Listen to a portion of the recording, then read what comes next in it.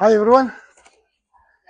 Ito, magja-jogging sana ako kanina pero napakalamig at mukhang uulan.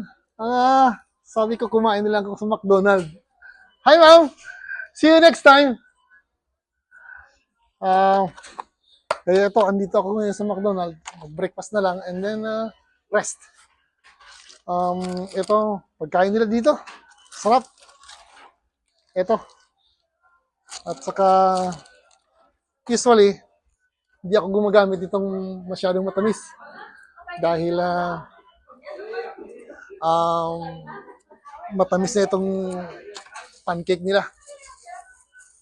Kaya tikman natin. Minsan, kanina nung pagdating ko, sabi ko dito sa staff dito sa counter, kung pipwede akong gumawa ng content para sa YouTube channel ko dahil sabi ko gusto kong matuto kung paano mag-record. And sabi ko naman sa kanila, hindi ako kukuha ng kung sino man na staff or mag-occupy ng malaking space. Gusto ko lang yung sarili ko na matuto. At luckily, pinayagan tayo ng staff na mag-tape, mag-video. Kaya andito. Ngayon. So, papasalamat tayo sa kanila. At ito pala. Dito ako. The best fast food in the country. Oh.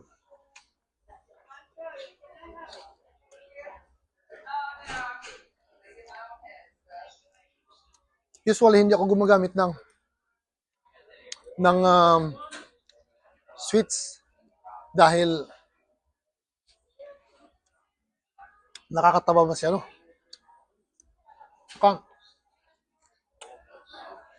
Sayang din yung pag-jogging ko.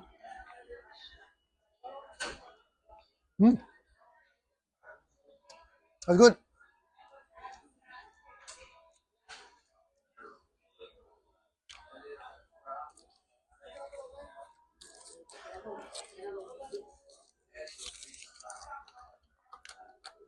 Ang ginagawa ko pagka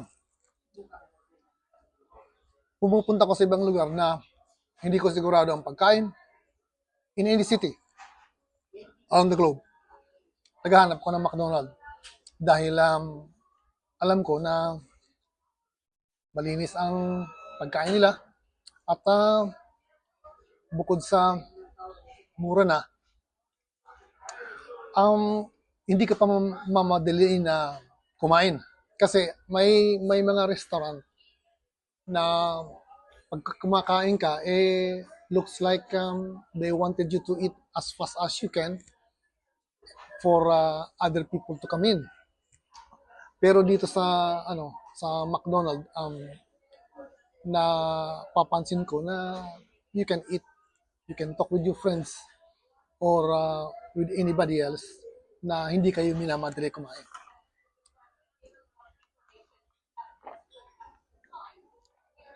Minsan nga nakikita ko marami dito mga estudyante na dito pa sila na kumakain at saka nagdi-discuss ng mga tungkol sa mga pinag-aaralan nila na mga projects. Kaya hindi sila masyadong strict sa time. That is why I pick up the place na dito ako gumawa ng content. This is my first time na lumabas at gumawa ng content para sa YouTube. Hopefully, matuto ako. At for anybody who wants to give comments to improve how I do this, please drop me a friendly comment and I will respond. Thank you and have a good day.